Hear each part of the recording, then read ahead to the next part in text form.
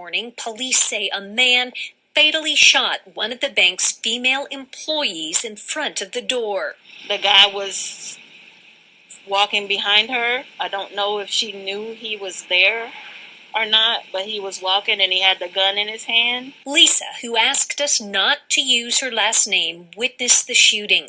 She was waiting in her car for the bank to open when she saw the female victim exit the bank, move her parked car from the front to the side of the building, and then walk back towards the entrance.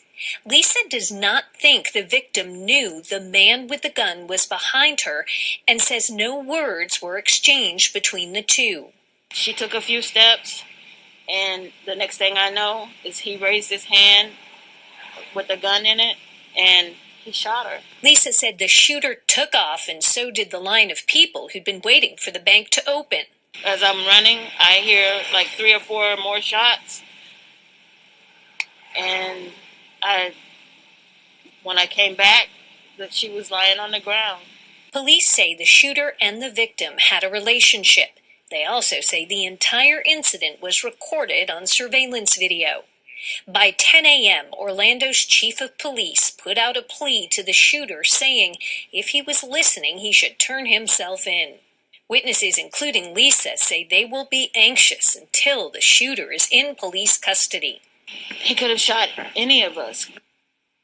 Sylvester Ofori was very subdued and quiet while facing a judge this afternoon. He's accused of murdering his wife, Barbara Tommy, as she went to work at Navy Federal Credit Union on Tuesday morning. Prosecutors telling the judge today the killing was caught on video. Video surveillance, which shows Mr. Ofori not only shoot his wife, but then stand over her body and put additional rounds into her head.